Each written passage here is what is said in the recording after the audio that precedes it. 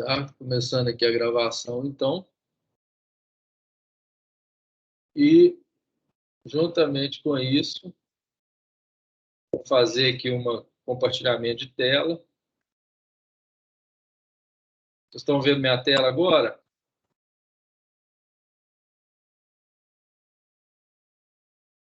Sim. Deixa eu entrar com esse conceito aqui da adolescência.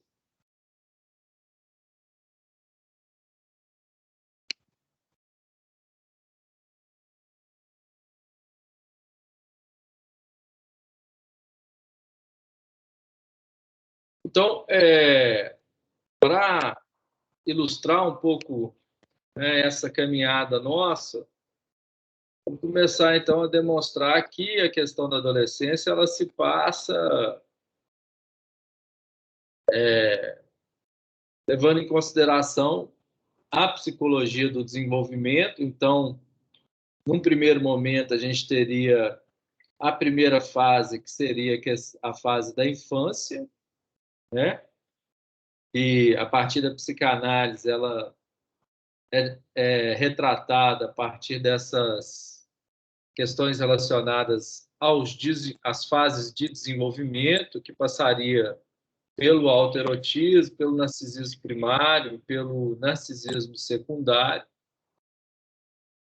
e que, num segundo momento, a gente entraria na psicologia do desenvolvimento, na segunda fase da psicologia do desenvolvimento, que seria a adolescência. Mas antes de demonstrar que essa é uma segunda fase da psicologia do desenvolvimento, é importante a gente levar em consideração a ideia da adolescência dentro de um contexto histórico. A adolescência ela começou a ser, de certa maneira, contextualizada dentro da nossa cultura a partir da segunda metade do século XX, mais precisamente falando, a partir da Segunda Guerra Mundial. Quem, de certa maneira, divulgou esse momento dessa fase foi a cultura americana, que começou a fazer uma espécie de retratação a partir da ideia de que a adolescência ela estaria vinculada a um certo ideal de liberdade. A palavra adolescência vem do latim adolescere, que significa crescer. Segundo Melvin e Volmar, a palavra adolescência foi utilizada pela primeira vez na língua inglesa em 1430, referindo-se à idade de 14 a 21 anos para os homens e de 12 a 21 anos para as mulheres. Então, você, em um certo sentido, você já vê ali alguns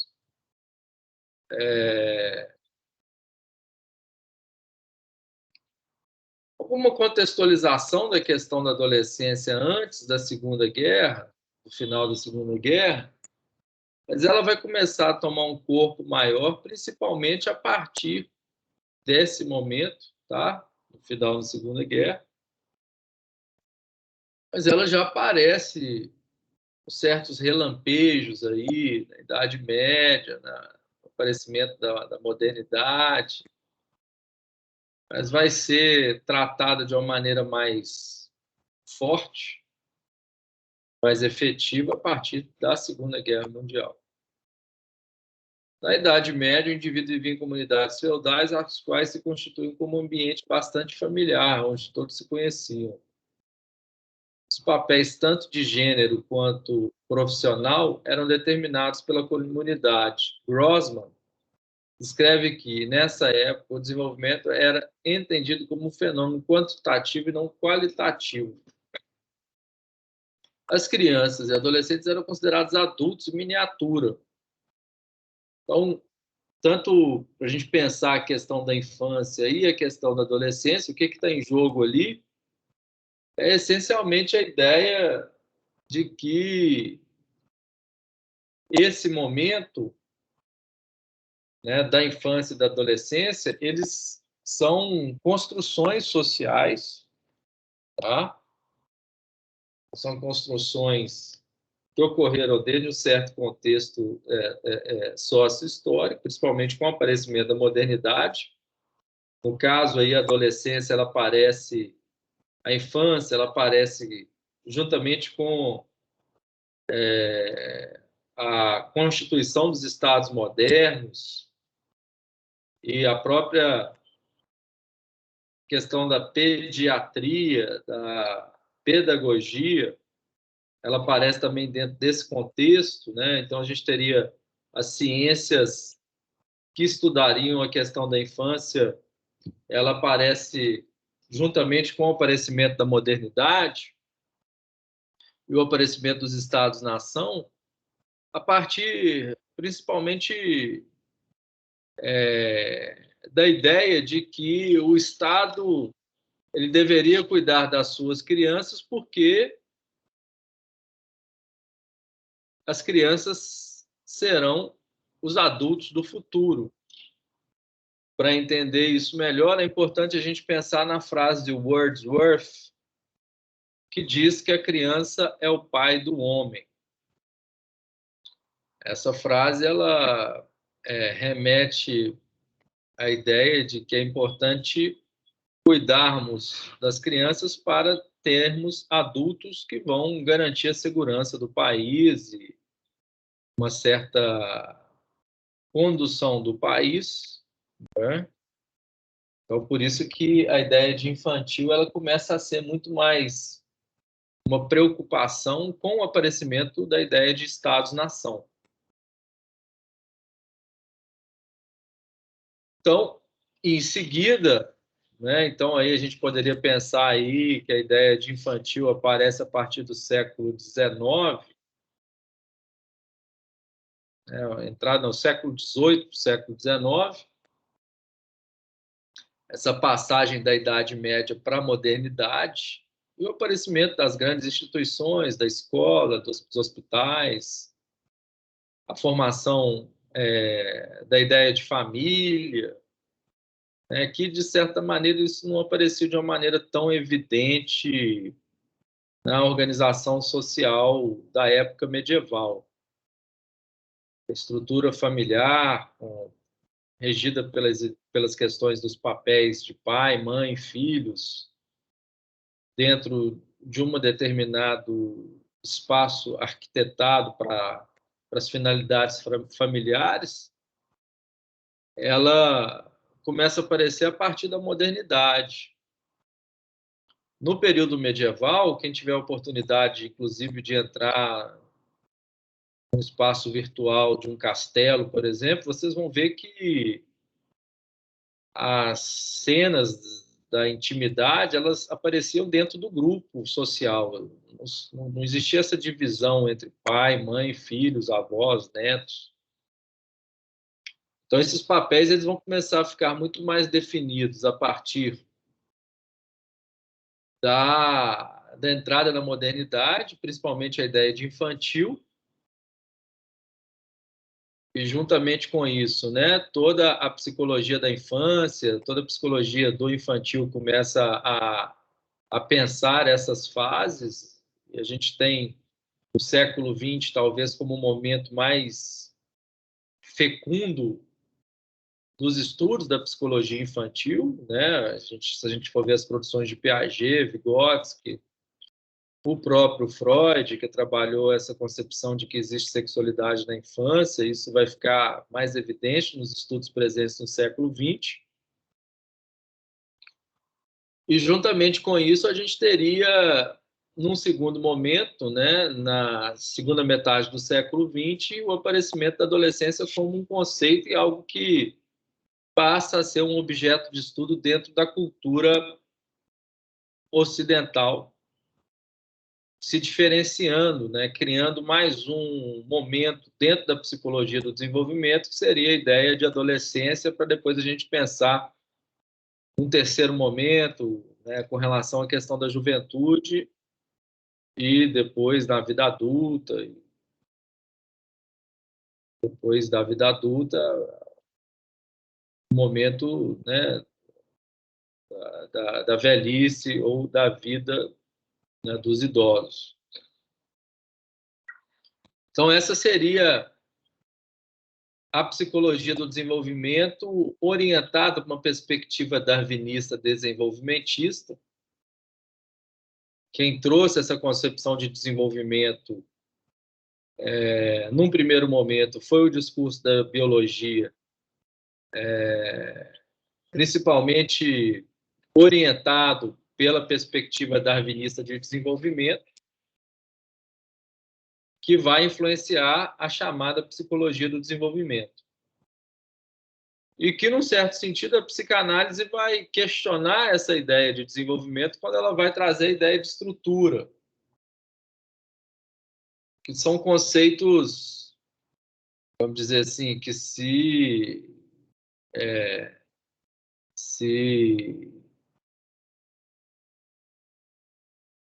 opõem. A criança e o adolescente, então, eram vistos na Idade Média, era considerado como adultos em miniatura, né? Tem um trabalho interessante do Philippe Arrier sobre isso, que é a história da criança, que todo pedagogo conhece, necessitando apenas de crescer em termos quantitativos em todos os aspectos físicos e mentais da espécie humana. Dessa forma, assim que a criança superava o período de alto risco de modernidade, ela logo era misturada com os adultos e ia aprendendo as tarefas, crenças, valores que seriam solicitados quando se tornassem adultos. Então, no início dos anos 60, no século XX, o Philippe Arrier, historiador francês, lança, na França, o livro A História Social da Infância e da Família, um marco no estudo do conceito de infância e adolescência. Para ele, até o final do século XVIII, não havia uma concepção de infância como uma etapa distinta na evolução das pessoas. Uma criança era apenas um adulto miniatura. Ele vai fazer vários estudos de imagens, estudos iconográficos, de tapetes, para mostrar que a ideia de infantil, enfant, é uma concepção que foi socialmente construída a partir da cultura orientada pelos ideais modernos e que teria no seu bojo o ideal da família burguesa e o lugar da criança como lugar de maior, vamos dizer assim, de maior importância dentro da estrutura social moderna. Né? E nesse sentido é importante a gente pensar também, né? A criança, a partir de uma leitura decolonial,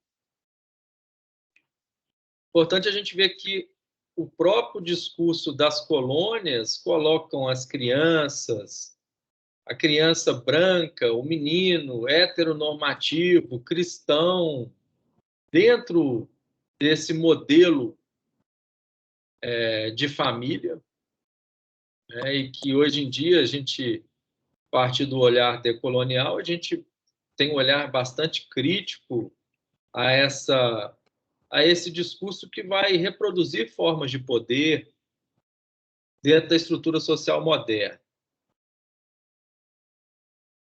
Então, as imagens da ideia de infantil que começam a aparecer no início da época medieval e depois que aparece na modernidade, elas sempre retratam estruturas sociais burguesas,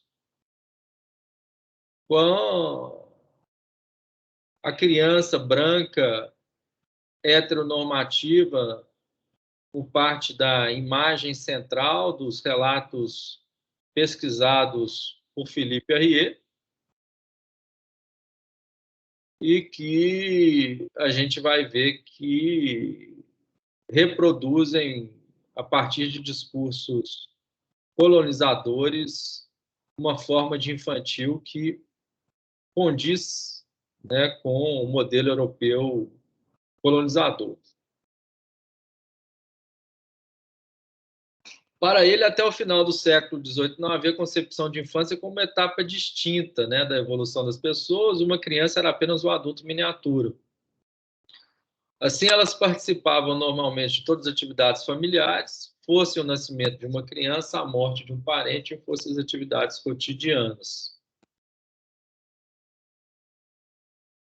Juntamente com isso, a gente vai passar também, né, pela Revolução Francesa, pela Revolução Industrial, o aparecimento da classe proletária, né, e o aparecimento de um novo grupo social, que é o grupo social dos proletários, e que, num certo sentido, esse grupo era, era dominado, né, pelos capitalistas, né? Então, você vê toda uma exploração também feita por esses grupos, né? E,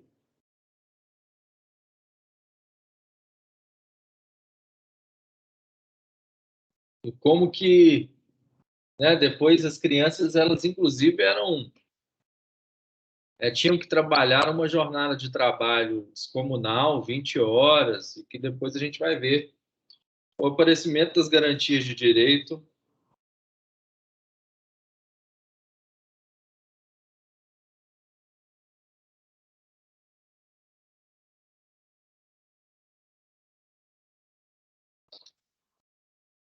Né, todas as conquistas sociais do ECA, né, que começam a aparecer exatamente porque a criança ela começou a ser objeto de abuso mesmo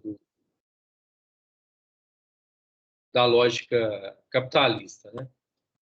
Então, a partir do início do século XIV, com todas as mudanças sociais trazidas pela Revolução Industrial, começa também a começar a mudança nessa concepção. As instituições e leis que reguladoras do trabalho e a responsabilização dos pais pela escolaridade dos filhos foram fatores importantes para a constituição de uma nova mentalidade sobre a família.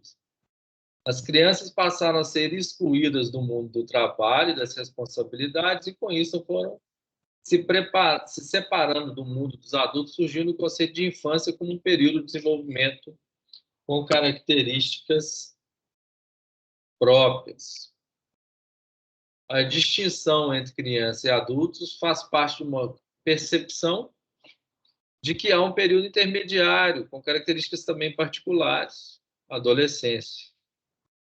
Segundo a Rie, por volta de 1890, há um enorme interesse por essa fase da vida, que se torna tema literário e tema de preocupações dos educadores e políticos. Então, você vê que na própria literatura começa a aparecer um tipo de romance, que é o romance de formação, chamado Bildungsroman, tá? Um romance importante, uma forma de romance importante. Vocês estão me ouvindo bem aí, gente? Sim. Hello? Tá dando para ouvir. Tá certinho. Aqui para mim tá tranquilo também, Pedro. Tô ouvindo bem. Estão me ouvindo bem? Sim.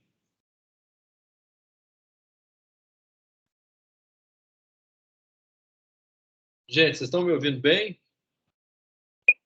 Pedro, não sei se você está me ouvindo, mas para mim aqui tá legal. O som tá bem tranquilo. A Tá. gente tá conseguindo escutar. Eu realmente não estava ouvindo, não. Tinha uma tecla aqui. Então, a gente vai ver que todo esse imaginário da adolescência começa a aparecer nos romances, né, literários. O mais importante deles é o Sofrimento do Jovem Werther, do Goethe, que conta a história do Werther, que se apaixona por uma menina que tem um relacionamento com outro homem e que ele relata o seu sofrimento por não ter esse amor correspondido. Charlotte, a menina. De acordo com o autor, a adolescência passa a ser caracterizada como um emaranhado de fatores de ordem individual por estar associada às maturidades biológicas e de ordem histórica e social por estar relacionada a condições específicas da cultura na qual a adolescência está inserida. Assim, para Rie, os conceitos de infância e de adolescência são invenções da sociedade industrial, mas a partir daí, entendidos como fases da vida, esses temas passam a ser objeto de estudo dos especialistas, provocando o aparecimento de políticas sociais e educacionais e a consolidação da psicologia do desenvolvimento como área do conhecimento.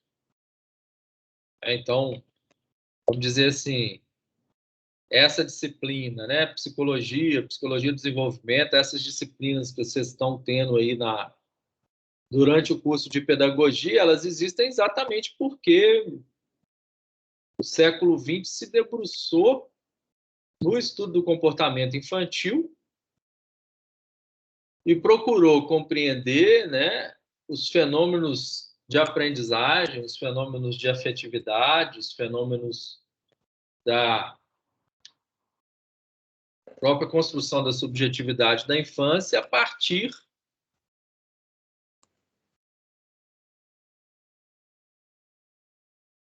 do estudo específico do comportamento da infância, né?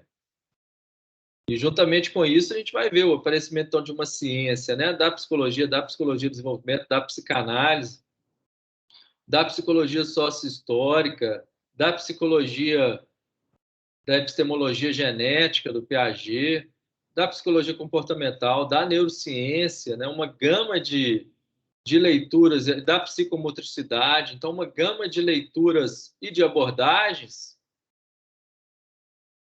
que se interessa especificamente em compreender os processos cognitivos, afetivos da aprendizagem da criança e da adolescência, delimitando ali determinadas zonas e determinadas formas de construção desse conhecimento, né?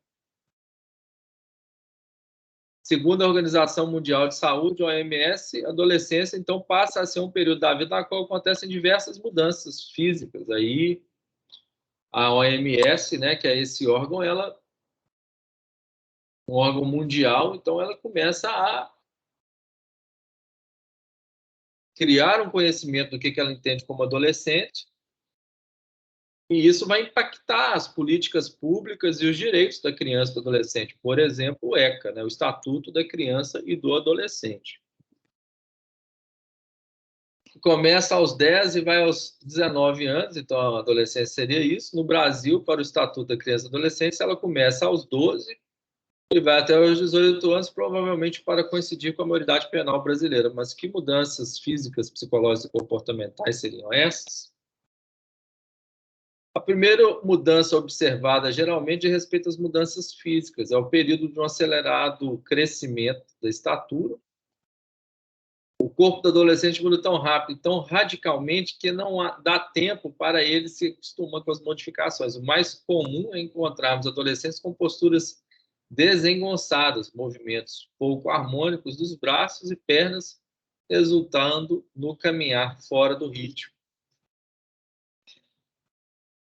Então, nesse ponto, é importante a gente descrever, né, para complexificar um pouco mais os estudos da infância e da adolescência, que, num certo sentido, a infância, a adolescência, ela se diferencia da puberdade. Então, o primeiro ponto aí que é importante a gente delimitar é que, se na puberdade a gente teria as transformações hormonais, certo? A gente teria na puberdade aí um campo muito mais biológico para pensar os aspectos relacionados às mudanças da puberdade, né? Então, a puberdade, a ideia de puberdade, ela fica atrelado muito ao campo da medicina, da biologia, as transformações hormonais, as consequências das transformações hormonais, as diferenciações das transformações no corpo presentes na menina e no menino, os desdobramentos disso, para a gente pensar em escolhas não binárias, e o impacto das transformações biológicas na puberdade é a adolescência. Então, o que é importante a gente começar a diferenciar é que puberdade é uma coisa, adolescência é outra. O que é a puberdade? Puberdade, ela se dá início ali dos 9 aos 10 anos de idade da menina, né? Então, mais ou menos com 11, 12 anos, o início do desenvolvimento dos seios, pelos púbicos e pelos axilares. Dos 13 aos 14 anos, você vai ver um alargamento da bacia primeira, menstruação, maturação sexual. Dos 15 aos 16 anos, você vai ver o aparecimento de acnes. E daí, dos 17 aos 20, você vai ver o final da puberdade. E a adolescência é o impacto psicológico das transformações da puberdade. Né? Então, se a puberdade a gente vai levar muito mais para o campo biológico e para o campo do corpo, a adolescência ela se diferencia com relação a isso. Ao lado desse crescimento, uma série de outras modificações orgânicas começam a acontecer com características que variam entre meninos e meninas.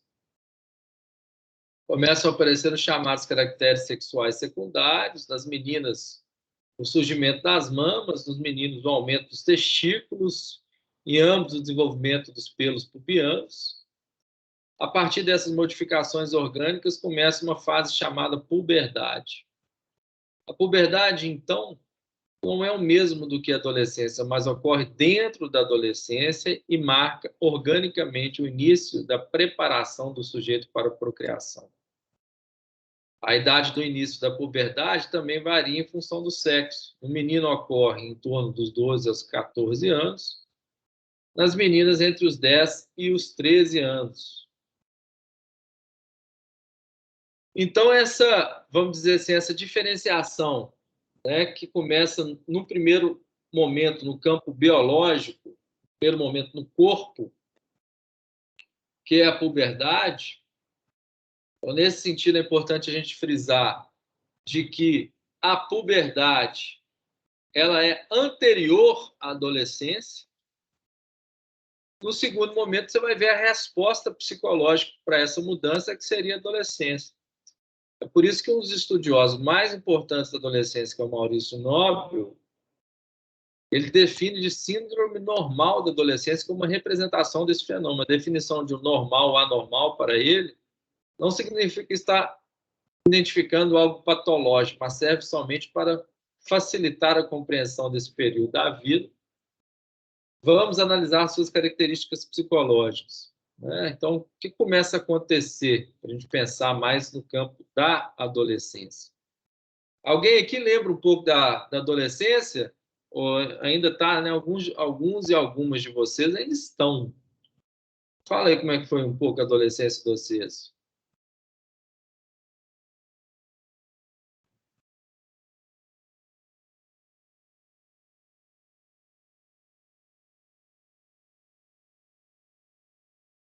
Hello? Pedro, eu levantei a mão aqui, mas, bom, já que ninguém falou, né? Então, acho que você não viu também, né? Que você está apresentando. Tá me ouvindo? Tô. Tá.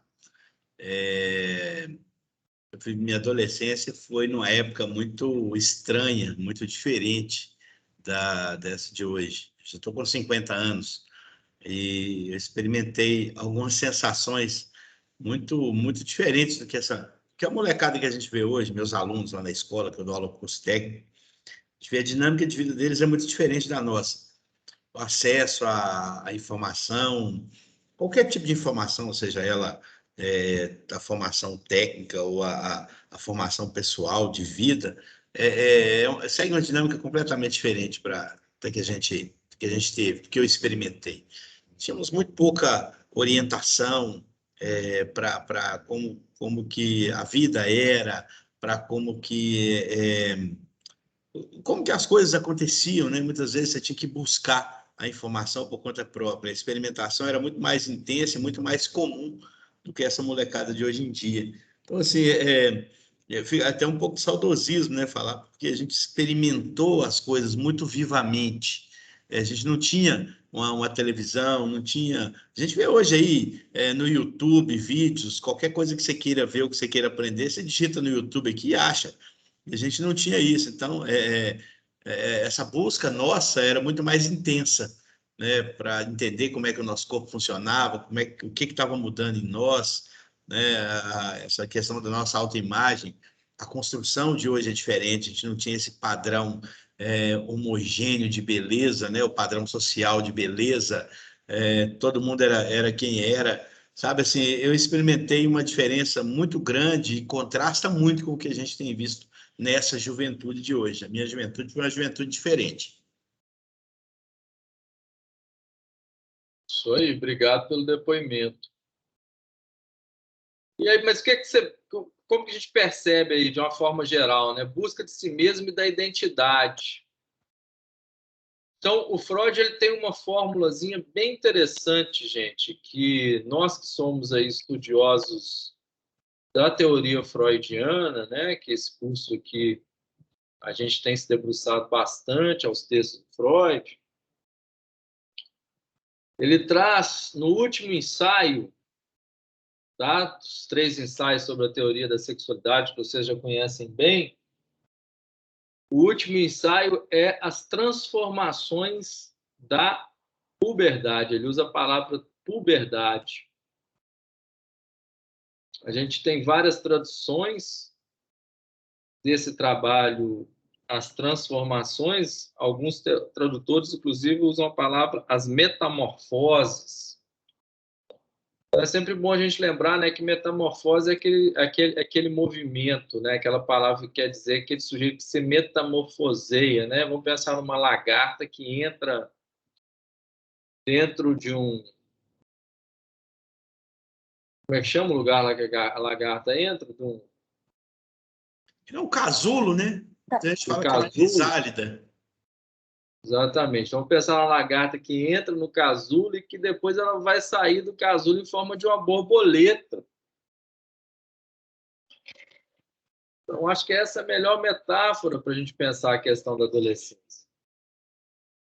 O Freud vai falar que é a travessia de um túnel.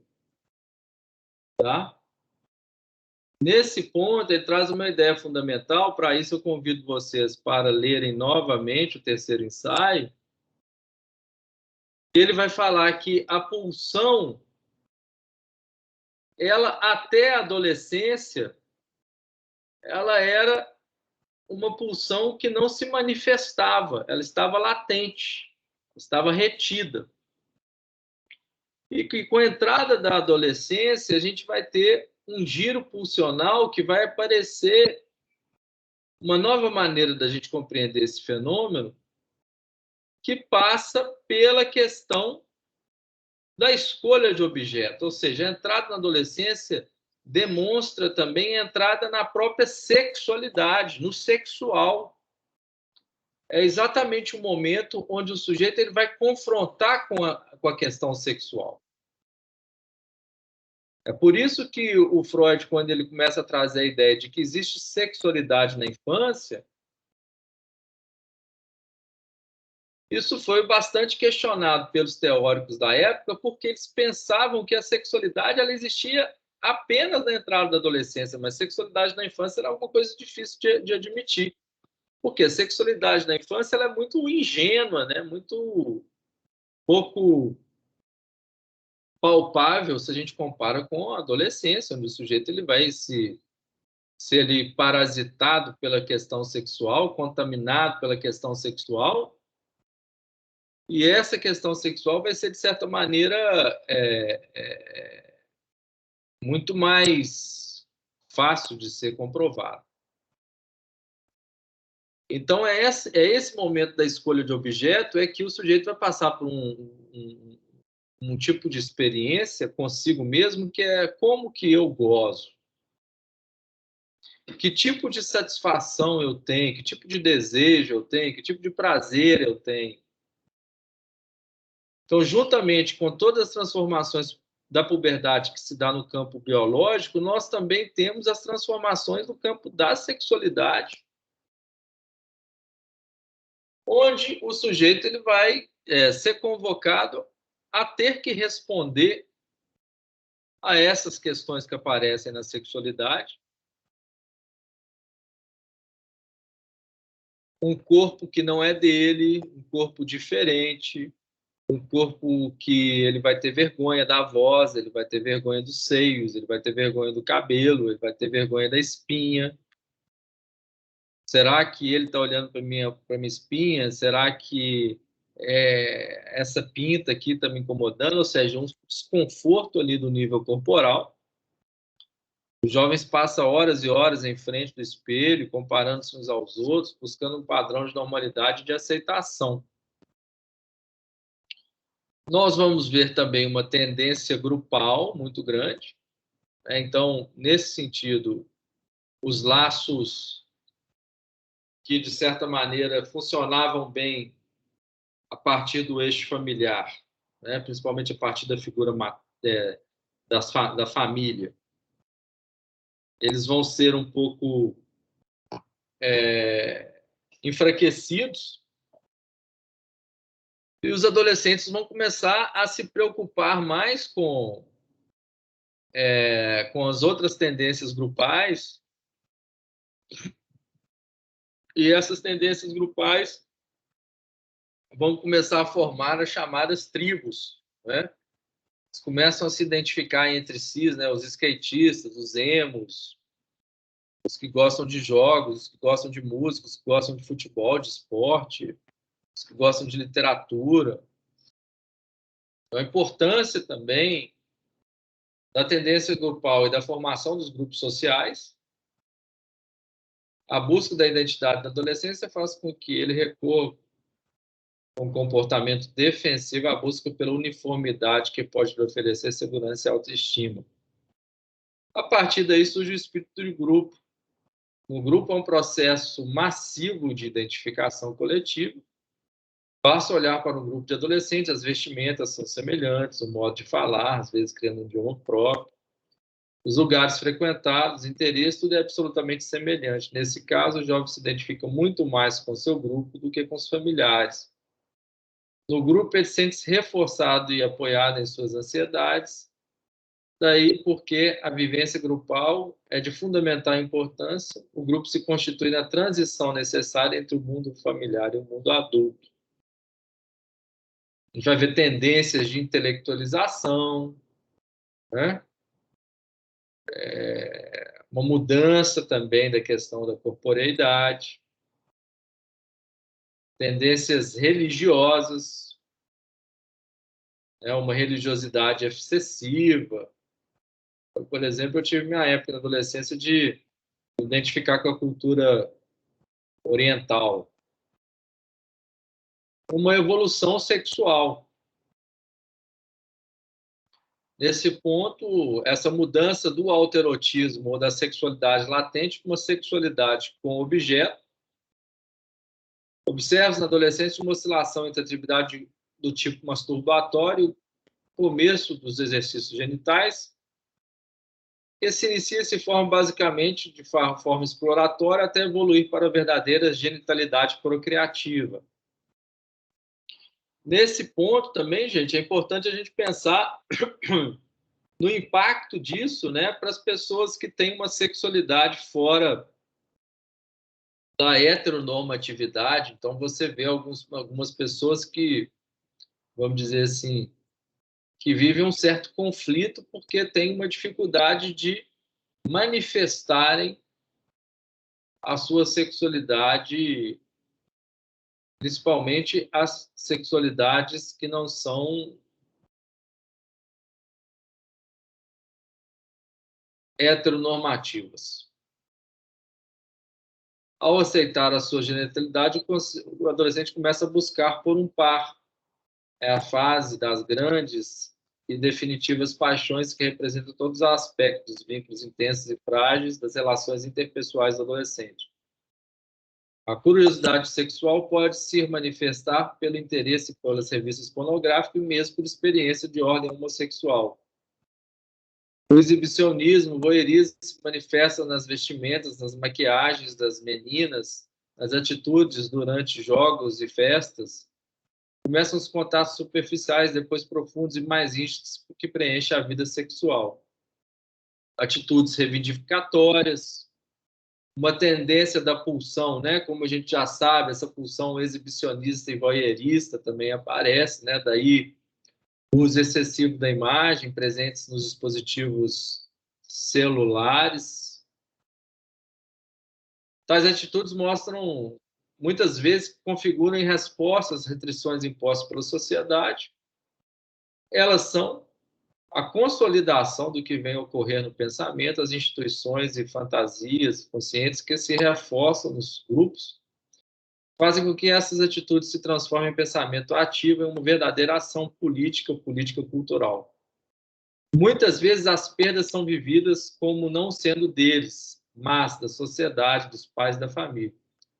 O resultado é que descarregam toda a sua revolta nessas figuras e podem vir a desenvolver atitudes destrutivas quando as perdas não são bem elaboradas. Essa particular característica do adolescente é aproveitada, em muitos casos, por certas seitas e grupos políticos ou religiosos para arregimentar seguidores. Tendências exibicionistas, voyeuristas, manifestações da sexualidade, caracterizadas por obtenção do prazer sexual pela exibição dos órgãos sexuais ou pela observação de outras pessoas, respectivamente. São consideradas patológicas quando essas são as únicas maneiras de se obter um prazer sexual. Você vê também muitas contradições, né? Às vezes eles estão pensando uma coisa de manhã, outra coisa à tarde. E também condutas questionadoras, reivindicativas ou até desvios de conduta. E aí passa por um momento até mais grave. A separação das imagens parentais, né? Então a figura do pai e a mãe começam a serem destituídas e os vínculos horizontais, principalmente com os grupos sociais, começam a ficar mais fortes. Flutuações de humor, a separação do corpo, tá? Principalmente do corpo do sujeito adolescente, também é algo notório também, assim, né? Eu estou me distanciando desse corpo adolescente, estou trazendo um outro corpo, que é um corpo que eu não conheço. Nesse ponto, todo um caminho com relação à nomeação é fundamental nessa passagem da adolescência, né? Onde o sujeito ele tem que construir consigo mesmo um certo nome para ele se colocar no mundo, para ele se orientar.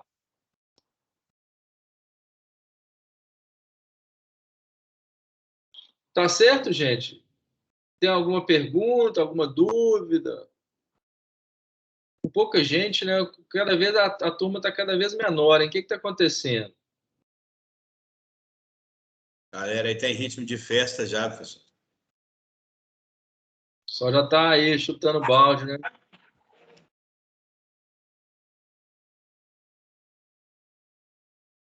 Algum comentário, gente? Alguma dúvida? Ou vamos para a festa? Pedro, eu tenho uma dúvida, a questão do trabalho de análise de casos. Pode perguntar, Anderson. A gente simplesmente vai classificar como sintoma ou inibição, ou tem que justificar alguma coisa? Como é que você quer Pode justificar, mas pensamento? justifica assim com 2 linhas, entendeu? Não precisa nada, vamos dizer assim, muito que está ali no texto mesmo, sabe? Ok, obrigado.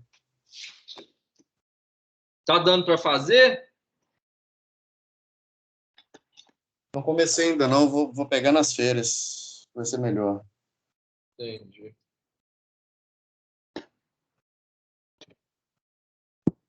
E com relação a essa questão da adolescência aí?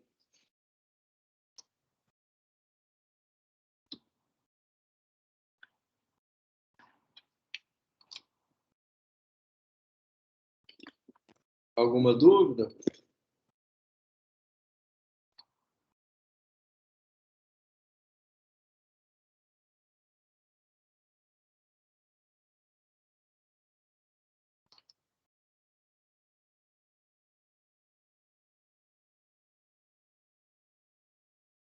Ô, gente, então é isso, né? Nós vamos seguir o calendário normal, tá? Vocês já viram aí, a gente volta então na primeira semana de janeiro, não é isso? Isso. Bom descanso aí para vocês, tá? E voltamos aí com força total em janeiro, tá bom? Obrigado, professor. Bom descanso.